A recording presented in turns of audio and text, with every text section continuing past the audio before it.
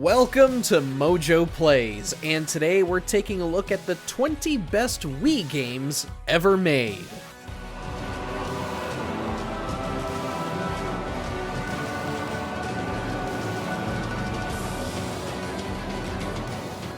Before we begin, we publish new videos all week long, so be sure to subscribe to MojoPlays and ring the bell to be notified about our latest videos. Sonic Colors.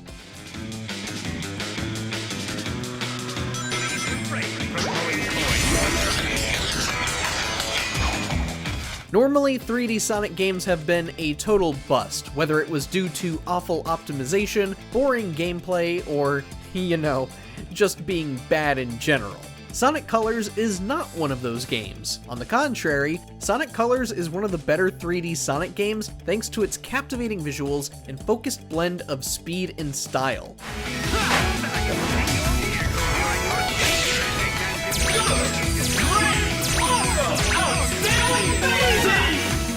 As for the Wisps, they offered up new ways to interact with environments, leading to some of the most creative and exhilarating level design the Blue Blur had seen in years. And if you want to try this Wii gem for yourself, they did put out a remaster on modern hardware. Yeah, that's pretty much how we spend our time. Zack and Wiki, Quest for Barbarossa's Treasure.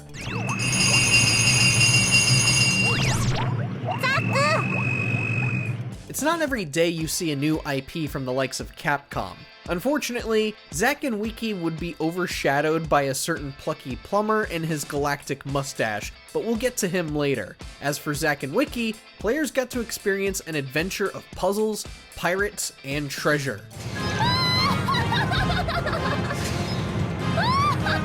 Despite not selling remarkably well, the game went on to be nominated for and win numerous awards from various publications for its charming characters, unique gameplay mechanics, and beautiful art style. To this day, the few who got to experience this have been clamoring for a sequel, or at the very least a port for this underrated title.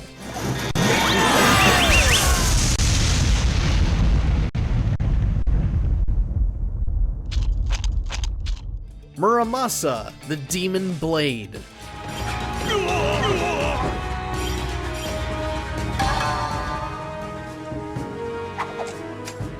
If you have never heard of this title, well, we can't really blame you. Much like Capcom's Kid Pirate and Monkey, Muramasa the Demon Blade did not sell many copies. That doesn't take away from the quality of the game, though. Muramasa employs a combat system with simplistic controls, allowing anyone to pick up a controller and start to land insanely cool attacks and combos.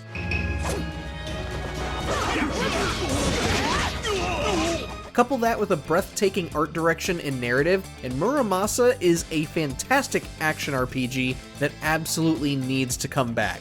Or, you could always just try to port it for modern consoles. Just saying, Vanillaware.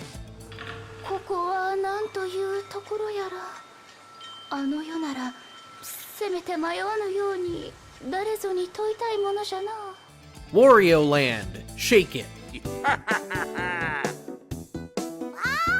Our garlic-munching gremlin of a man had quite the presence on the Wii, and one of his best outings was Wario Land Shake It.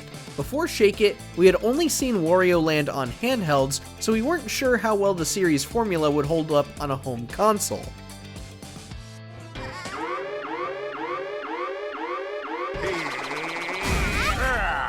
Well, Shake It became a treasure on the Wii thanks to its implementation of the console's motion controls.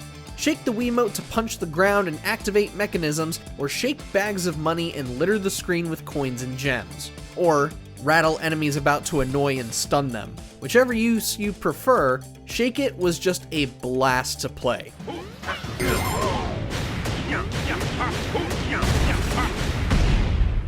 Red Steel 2. Another Kusagari! Get it! The first Red Steel may have been rough on the eyes, but we're willing to forgive and forget since the Wii and motion control gaming were still brand new at the time of its launch. Its sequel, on the other hand, achieved what its predecessor tried in making you feel like a badass. About time you boys showed up. I'm down to 3 bullets. The action was more energetic here as you clashed swords with enemies and deflected bullets like they were nothing. Even if the story wasn't as strong as it could have been, Red Steel 2 still managed to show the technical feat in the Wii's motion control technology. Thanks. Thanks a lot. Where have you guys been? Kirby's Epic Yarn.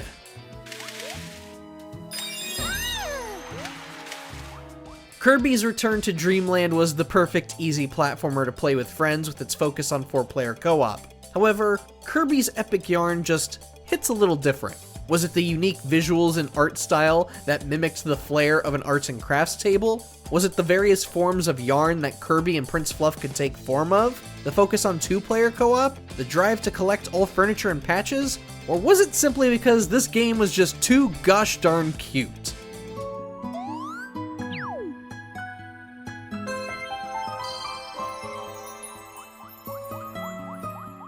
Whatever the reason, Kirby's Epic Yarn was an absolute pleasure to experience, and it's hard to really feel down when playing something this charming and easygoing.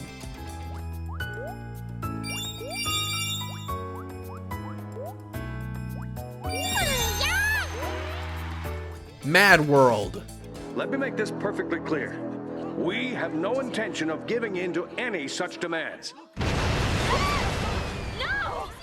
The era of the Wii was kind of a turning point for Nintendo as the company wanted to focus more on a family-friendly image. Makes sense given how many parents were having to buy the console for their kids and their grandparents. So imagine seeing an edgy and gory game like MadWorld on the store shelves. Seems out of place, but damn was this an awesome game.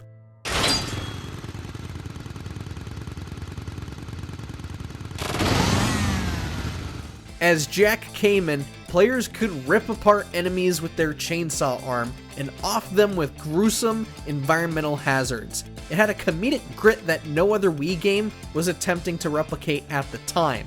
It was visceral, it was over the top, and we loved every second of this bloodthirsty game.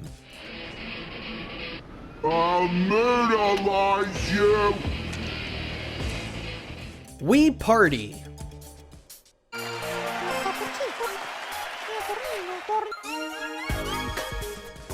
While Mario Party was normally the go-to for party games, the Wii didn't exactly have a home to offer the franchise, with Mario Party 8 and 9 being widely disliked by fans. So Wii Party had to be the alternative, but it was a really good alternative.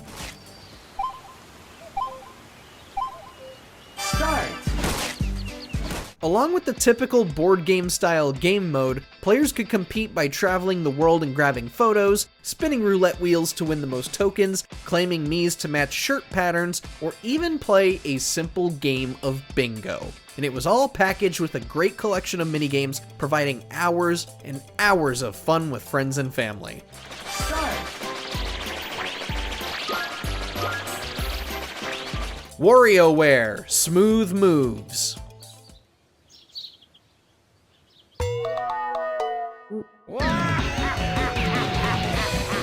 And if you wanted to keep the party train moving, you most likely kept coming back to one of the best games in the WarioWare franchise. Smooth Moves wasn't just a tech demo for the Wii's motion controls, it utilized those controls in fun and interesting ways.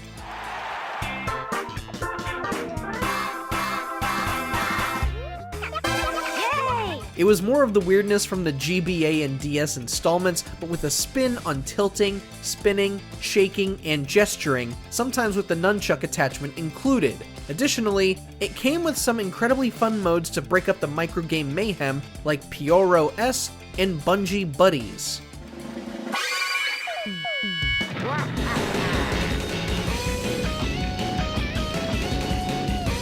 Fire Emblem, Radiant Dawn.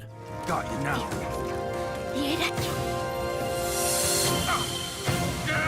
My eyes! Good job, Makaya. Let's go. Of course we had to put a Fire Emblem game on here. Have you played these games? The tactical RPG franchise has long been known for its challenging permadeath mechanic and exceptional level design.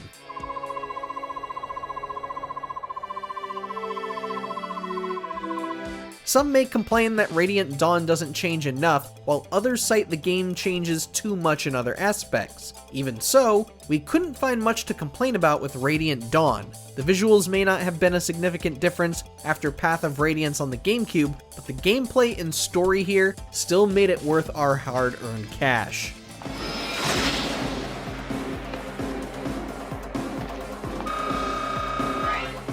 Metroid Prime 3: Corruption.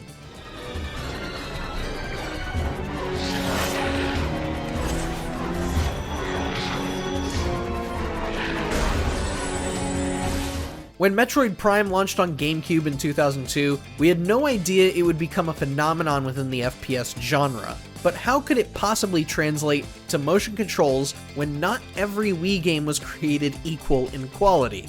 We aren't quite sure ourselves, yet Corruption managed to conjure an FPS experience on Wii that retained the formula of its predecessors.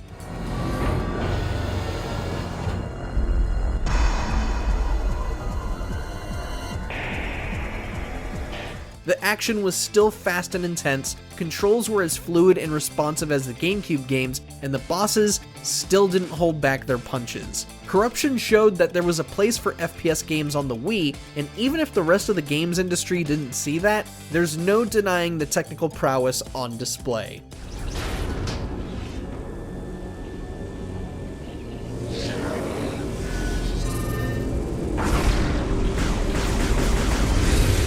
Punch-Out!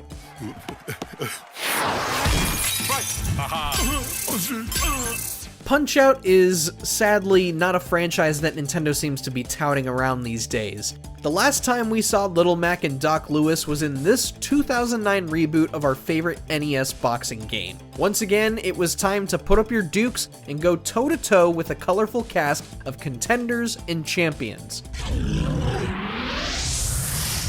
Knockout!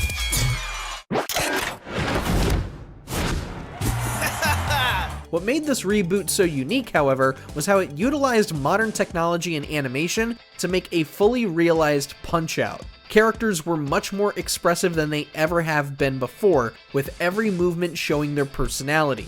It was also less punishing than previous iterations, so you didn't have to worry about regression anymore. Perhaps we'll get to see Lil Mac and company again on, I don't know, Switch 2, maybe?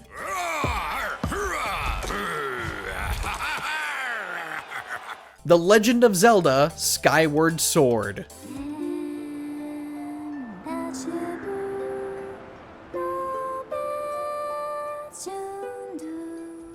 It may not be the most popular of the Legend of Zelda games, but Skyward Sword is still worth mentioning as one of the best games the Wii had to offer. From the cloudy world of Skyloft to the ability to fly around on loft wings, Skyward Sword featured a new buffet of locations that were just as unique and intriguing as those that came before it.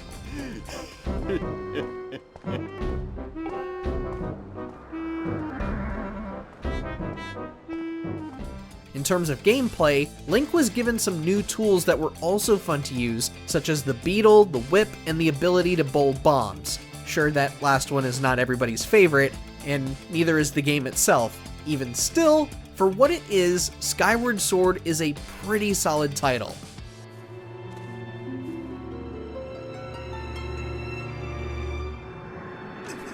Super Paper Mario.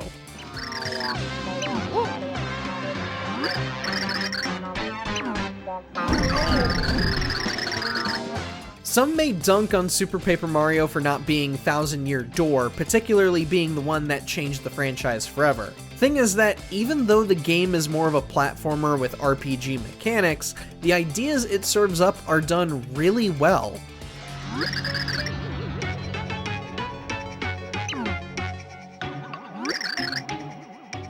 Along with challenging puzzles and robust mechanics with pixel abilities and changing dimensions, Super Paper Mario featured a story and cast that was just as good as its predecessors. On top of that, you had not only Mario to play as, but Peach, Bowser, and Luigi as playable characters, giving you new ways to explore levels and find hidden secrets. One could see the amount of love put into this. Super Smash Bros. Brawl. Look, we know Brawl isn't everybody's favorite. It's the slowest of the Smash games, it's not the prettiest, and it has frickin' tripping. Alright, we've heard the same 3 complaints all the time. Thankfully, it makes up for its shortcomings in other areas. When we weren't doing our usual classic mode runs or toying around with the stage builder mode, we were getting lost in the expansive and wondrous campaign Subspace Emissary. This was the ultimate Smash Bros. Adventure that we had been itching to see, with our favorite characters directly interacting with each other and kicking butt together. That alone was worth the $50 price tag, and no other Smash campaign has come close to achieving that level of awe. Plus, that Meta Ridley boss fight on the Falcon Flyer, that was so cool, man! Tell me that wasn't cool! Mario Kart Wii.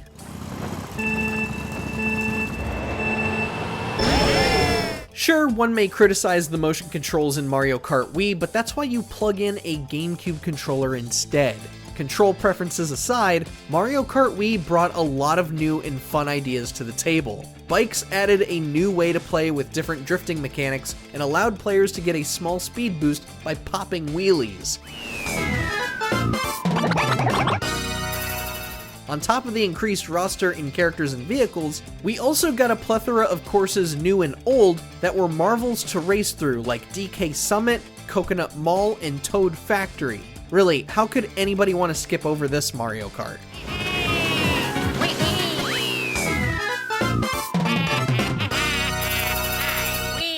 New Super Mario Bros. Wii.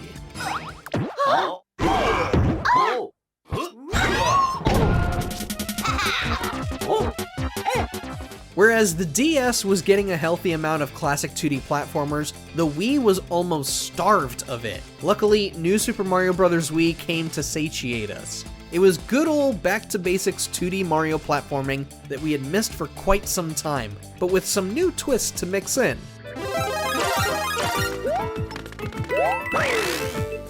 New power-ups like the propeller and penguin suits gave us new abilities to jump and toy with, and the inclusion of co-op multiplayer brought a charming bit of mayhem. Come on, if you haven't chucked a friend into an enemy or pit, you're not playing this game right. Needless to say, every Mario fan should play this classic Wii title. Oh yeah. Oh yeah. Donkey Kong Country returns.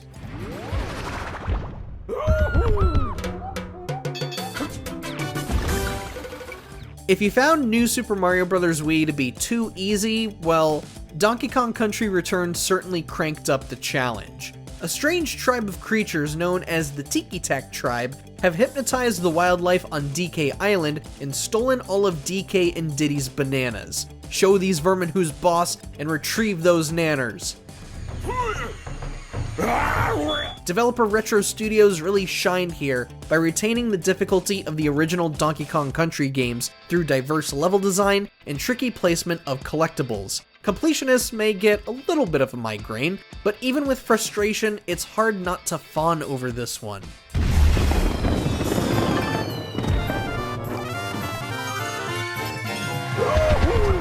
Super Mario Galaxy. Yes! It was really hard choosing between this and our #1 entry. Make no mistake, Super Mario Galaxy is a splendid masterpiece of a game. The first Galaxy simply had so many concepts that few games had dared to try, and the way Galaxy executed them was so well done.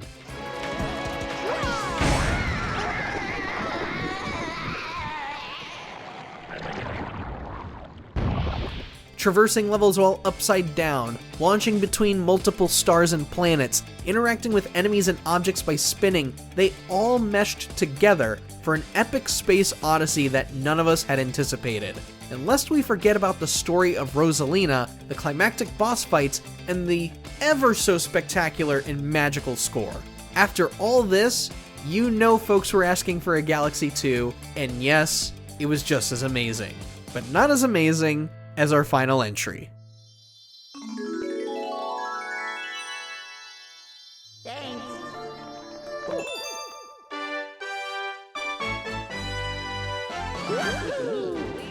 Wii Sports.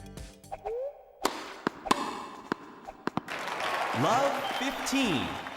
To some, this may seem like a confusing top pick. We're not recognizing Wii Sports for the number of copies it sold, but rather its innovation.